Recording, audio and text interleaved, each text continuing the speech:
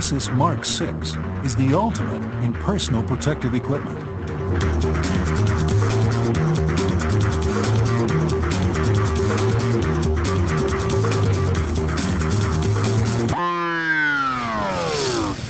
While you may not need this level of protection in your work environment, you can protect your safety and health by selecting and wearing personal protective equipment, or PPE.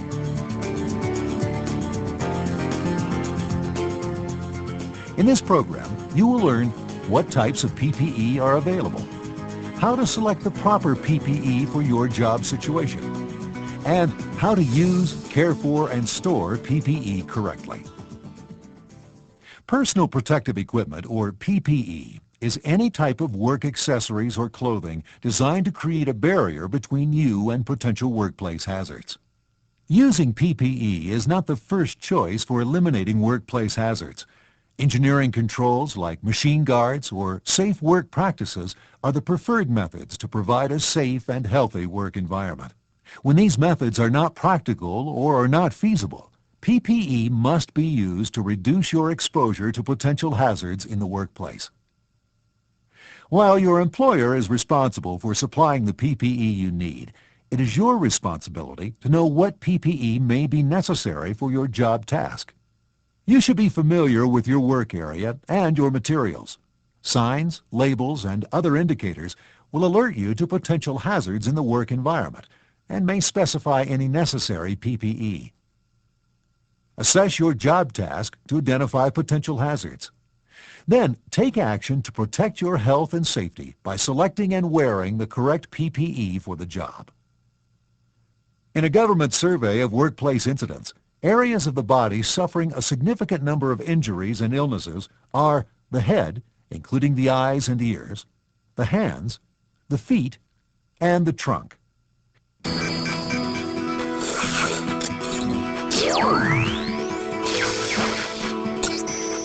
Wear a hard hat whenever there is a possibility of tools or materials falling from an upper level, when objects are being carried or swung nearby, or when there is a possibility of contact with electricity. Hard hats are designed and constructed to resist impact and absorb shock. The one-piece outer shell protects against blows or penetration. The suspension system, consisting of the headband and crown straps, absorbs shock by spreading out the energy of an impact. The suspension system must be positioned correctly to absorb shock.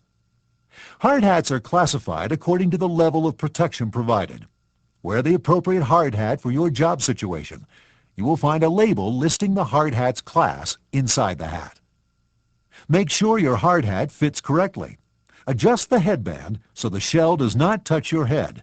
About 1-inch clearance is correct. Inspect your hat periodically for cracks or damage.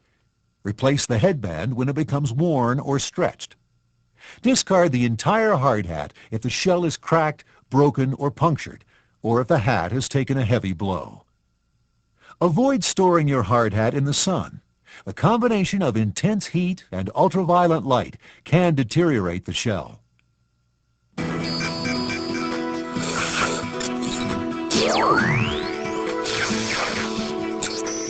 Select the appropriate eye or face protection based on your work environment and job tasks.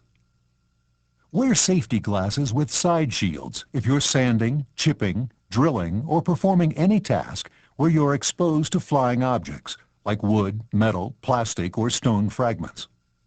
If there is extreme exposure, wear a face shield. A face shield is considered to be secondary protection and must always be worn with either safety glasses or goggles. If handling chemicals, wear goggles, and if a splash hazard exists, wear a face shield. Some types of mists, gases, or vapors require special purpose goggles. Welding goggles with filtered lenses protect against light and radiant energy from cutting, welding, and ultraviolet or infrared light. Welding helmets provide filtered lenses with additional protection for the face. If you wear prescription eyewear, use either prescription safety glasses or safety goggles over your prescription glasses. Do not wear contact lenses where certain types of chemicals are present. Replace eyewear when lenses are scratched or pitted. Scratched or pitted lenses may shatter easily. Clean eyewear frequently with soap or mild detergent and water, or use a special lens cleaning solution that will not damage lens coatings.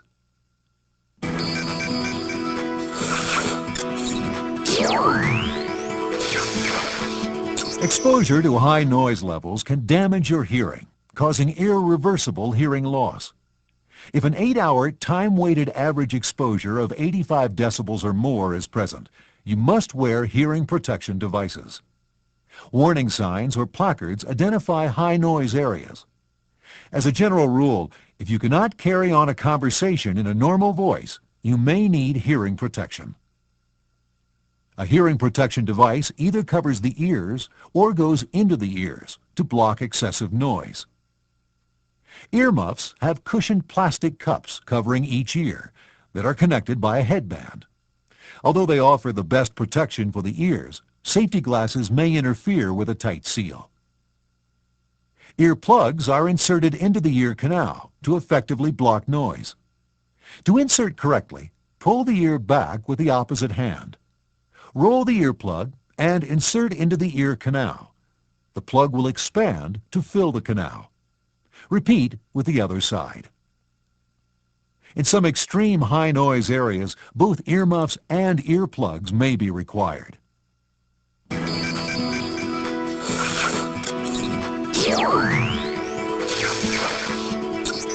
Gloves provide an effective barrier between your hands and potential hazards. Select your gloves based on the job you are doing and the materials or substances that you may encounter. Do not wear gloves if they create a greater hazard, such as when working around rotating parts that could catch the glove, pulling your hand into a machine. Wear cotton gloves for protection against dirt, splinters, and abrasion. Leather gloves guard against rough surfaces, chips and sparks, as well as moderate heat. Cut-resistant or metal mesh gloves should be worn when working with sharp objects. Do not wear metal mesh gloves if there is a possibility of electrical contact. Sleeve or forearm cuffs protect the arms and wrists from heat, impact, and cuts. Insulated rubber gloves protect against electrical shock and burns. Neoprene, rubber, vinyl, and other materials protect against chemicals. No one glove protects against every chemical.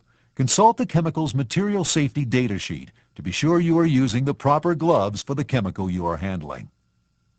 Inspect your gloves before putting them on. Do not wear gloves that are torn, cracked, or damaged. Make sure your hands are covered completely and the gloves fit snugly but comfortably. After working with chemicals, remove the gloves so that the chemical does not touch your skin. Wash your hands after removing the gloves. Wear disposable gloves whenever there is a possibility of contact with blood or other infectious material.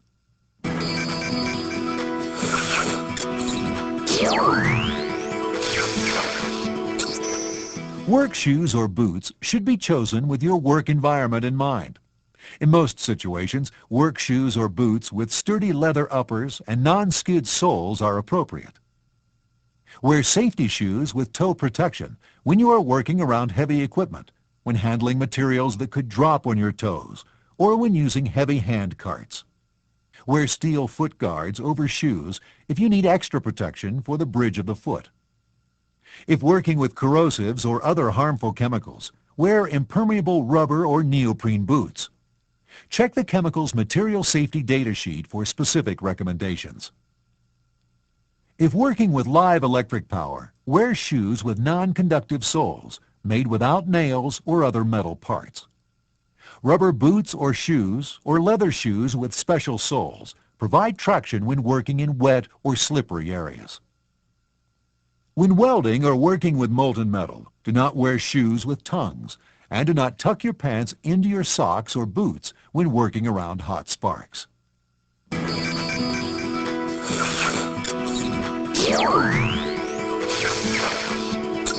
In certain situations, your trunk or body may need extra protection. Closely woven cotton clothing protects against cuts and bruises on jobs where heavy, sharp, or rough materials are handled. When working with heat or hot metals, wear wool, leather, or specially treated cotton clothing. Flash protective clothing protects against electrical burns when working with high voltage. Never wear synthetic fibers like nylon or rayon when working with heat or electricity. Rubber, rubberized fabrics, and neoprene protect against many acids and chemicals. When using personal protective equipment, your safety and health depends on your ability to assess your job tasks to know when and where to use PPE. With any type of PPE, if the equipment fails, you will be exposed to the hazard.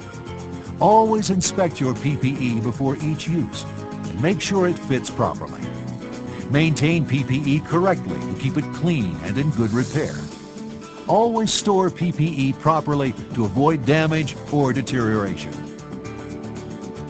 In this program, you have learned what types of PPE are available for your use, how to select the proper PPE for your job situation, and how to use and care for PPE correctly.